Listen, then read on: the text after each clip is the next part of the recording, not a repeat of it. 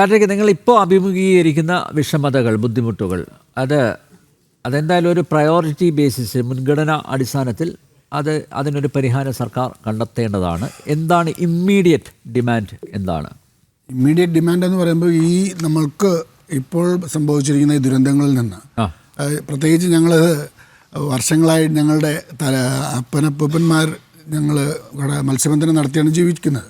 അപ്പോൾ അത്തരത്തിൽ ഞങ്ങൾക്ക് മത്സ്യബന്ധനത്തിന് പോകാൻ പറ്റാത്തൊരു സാഹചര്യം, ഇതുമായി ബന്ധപ്പെട്ട് വിപണനം നടത്താൻ പറ്റാത്ത സാഹചര്യം, മറ്റുള്ളവർ മത്സ്യം വാങ്ങാത്തൊരു സാഹചര്യമുണ്ട്. ഇതിൽ ഞാനൊരു കൃത്യമൊരു കാര്യം പറയാം. അതിലിപ്പോൾ മധു സാർ പറഞ്ഞു കൃത്യമായിട്ട്. അതെ, അങ്ങനെ ആശങ്കപ്പെടേണ്ട എന്ന് ഇപ്പോൾ പറയുന്നതല്ലോ. പക്ഷേ ജനങ്ങളുടെ ആശങ്ക മാറിയിട്ടില്ല. കാരണം ഈ എക്സ്പേർട്സ് പറയുമ്പോൾ അവർക്ക് വിശ്വാസം വരും. അല്ല അത് പറഞ്ഞോട്ടെ, സാർ പറയണം, അത് വിശ്വാസത്തിലെടുക്കണമെന്ന് തന്നെയാണ് പറയുന്നത്. സാർ പറയുന്നത് അതൊക്കെ വളരെ നന്നായിട്ട് TV ചാനലിലൂടെയൊക്കെ പോവുകയും അത് അവർ വിശ്വാസത്തിലെടുത്ത് മീനുകൾ മേടിക്കണം. അത് തന്നെയാണ്, മത്സ്യം മേടിച്ച് അവർ ഭക്ഷണം പാചകം ചെയ്യണമെന്നാണ് നമുക്ക് പറയാം. പക്ഷേ ഞാനിത് പറയുന്നത്, സർക്കാർ തന്നെയാണ് ആദ്യം പറഞ്ഞത് ഈ ഒരു കപ്പൽ ദുരന്തം ഉണ്ടായപ്പോൾ നിങ്ങളാരും കടലിലേക്ക് പോകരുത്, നിങ്ങളാരും അത് എടുക്കരുത്, തുടരുത് എന്നുള്ളൊരു സമീപനമുണ്ടായത്. പക്ഷേ ഈ പറയുന്ന പ്ലാസ്റ്റിക് പെല്ലറ്റുകളൊക്കെ ഇവിടെ വന്നു, ഇപ്പോഴും കയറിക്കൊണ്ടിരിക്കുകയാണ്.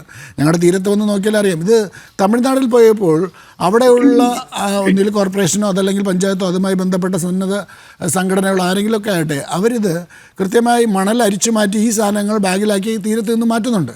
പക്ഷേ നമ്മുടെ കേരള തീരത്ത് കാണുന്നത് എന്താണ്? അപ്പുറത്തൊരു കുഴി എടുത്ത് വെച്ച് ഈ സാധനം അവിടെ നിന്ന് മണലോട് കൂടി വിടുകയാണ്. 2 തിരയടിച്ച് കഴിഞ്ഞാൽ അത് പിന്നെയും മുകളിലോട്ട് വരുന്ന ഒരു സാധ്യതയാണുള്ളത്. അപ്പോൾ അത്തരത്തിലുള്ളൊരു സമീപനമല്ല അവിടെ. അപ്പോൾ നിരന്തരമായ ഒരു തീരദേശം മൊത്തത്തിലൊരു ക്ലീൻ ചെയ്യുന്നൊരു പ്രക്രിയ ഉണ്ടാവണം.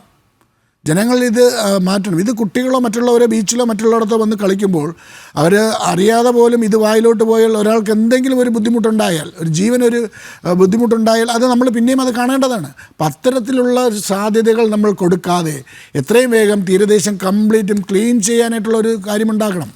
ഞാൻ നേരത്തെ പറഞ്ഞതുപോലെ തന്നെ സർക്കാരോ അതല്ലെങ്കിൽ വേണ്ടപ്പെട്ട കോർപ്പറേഷനോ പഞ്ചായത്തോ സന്നദ്ധ സംഘടനയോ ആരും ആയിക്കൊണ്ടിട്ട് തീരദേശം കംപ്ലീറ്റും ക്ലീൻ ചെയ്യാനായിട്ടുള്ള ഒരു ഉപാധി ഉണ്ടാക്കണം. അതുപോലെ തന്നെ ഈ ജോലി ചെയ്യാൻ പറ്റാത്ത സാഹചര്യങ്ങൾ, ഈ വിപണനം നടത്താൻ പറ്റാത്ത സാഹചര്യങ്ങൾ ഉണ്ടാകുമ്പോൾ അവരെ കൂടെ നിർത്തേണ്ട സാഹചര്യം. ഇപ്പോൾ പ്രഭാരൻ സാർ പറഞ്ഞു 1 മാസം കൊണ്ടൊക്കെ റിപ്പോർട്ട് ഉണ്ടാക്കിയാൽ ഇൻഷുറൻസ്.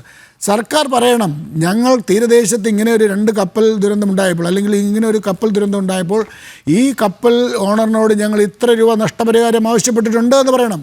ആ നഷ്ടപരിഹാരത്തുക ഞങ്ങൾ ഇന്ന രീതിയിൽ മത്സ്യത്തൊഴിലാളികൾക്ക് അല്ലെങ്കിൽ ഈ കടലുമായി ബന്ധപ്പെട്ട് നിൽക്കുന്നവർക്ക് ഞങ്ങൾ കൊടുക്കുമെന്നുള്ളൊരു രീതി പറയണം. അവർക്കൊരു വിശ്വാസം വരണ്ടേ? ഈ പറയുന്ന പോലെ നമ്മളിപ്പോൾ പറയുമ്പോഴാണ് പ്രഭാകരൻ സാർ പറയുന്നത് 1 മാസം കൊണ്ട് ഇതിൻ്റെ റിപ്പോർട്ട് തയ്യാറാക്കാം, മറ്റു കാര്യങ്ങൾ ചെയ്യാം. അത് നിയമം അനുസരിച്ച്. ഞാൻ പ്രഭാകരൻ സാറിൻ്റെ അടുത്ത് വേറൊരു കാര്യം കൂടി പറയാനായിട്ട് ഉദ്ദേശിക്കുകയാണ്.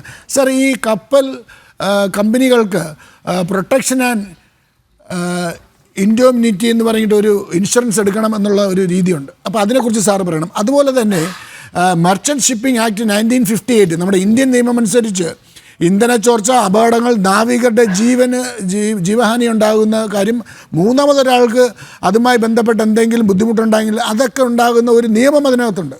അപ്പോൾ ആ നിയമങ്ങൾ പാലിക്കപ്പെടേണ്ടതാണ്. ആ പാലിക്കപ്പെടണമെങ്കിൽ ആ നിയമങ്ങൾ സർക്കാരിന് മനസ്സിലാക്കി കൊടുക്കാൻ സാറിനെ പോലെയുള്ള ആളുകൾക്ക് സാധിക്കും എന്നാണ് പറയുന്നത്. അപ്പോൾ ഞാൻ പറയുന്നത്, ഈ നിരന്തരമായ പരിസ്ഥിതിക്ക് ബുദ്ധിമുട്ടുണ്ടാകുന്ന അല്ലെങ്കിൽ മറ്റുള്ള അതുമായി ബന്ധപ്പെട്ട ജനങ്ങൾക്ക് ബുദ്ധിമുട്ടുണ്ടാകുന്ന എന്തൊക്കെ നിയമങ്ങളുണ്ടോ, അതല്ലെങ്കിൽ ഈ കമ്പനികൾ എടുക്കേണ്ട ഇൻഷുറൻസ് ഉണ്ടെങ്കിൽ ആ ഇൻഷുറൻസ് തുകയല്ലേ നമ്മൾ ആവശ്യപ്പെടുന്നുള്ളൂ. അതുകൊണ്ട് കമ്പനിക്ക് യാതൊരുവിധ നഷ്ടമുണ്ടാകുന്നില്ല.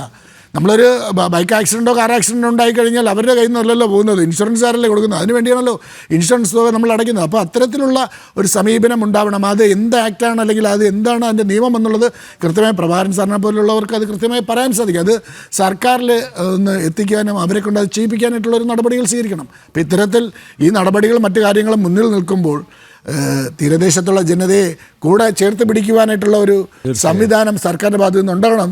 അതുപോലെ തീരദേശം മൊത്തത്തിലൊന്ന് ക്ലീൻ ചെയ്യണം എന്നുള്ള ഒരു കാര്യമാണ് ഇതിൽ കൃത്യമായി ഉണ്ടാകേണ്ടത്. അവിടെ ഇപ്പോഴും കണ്ടെയ്നറുകളുടെ അവശിഷ്ടങ്ങളും മറ്റു കാര്യങ്ങളും കിടക്കുന്നുണ്ട്. അത് അവിടെ നിന്ന് മാറ്റണം. ആശങ്കകളുണ്ടെങ്കിൽ അത് പരിഹരിക്കണം. ഇപ്പോൾ മത്സ്യം കഴിക്കാത്തവരാണെങ്കിൽ മധു സാറ് പറഞ്ഞതുപോലെ മറ്റു കാര്യങ്ങൾ അതൊക്കെ കൃത്യമായി പറഞ്ഞുകൊണ്ട് അത് കാര്യങ്ങൾ ചെയ്യണമെന്നുള്ളതാണ് നമുക്ക് പറയാനുള്ളത്.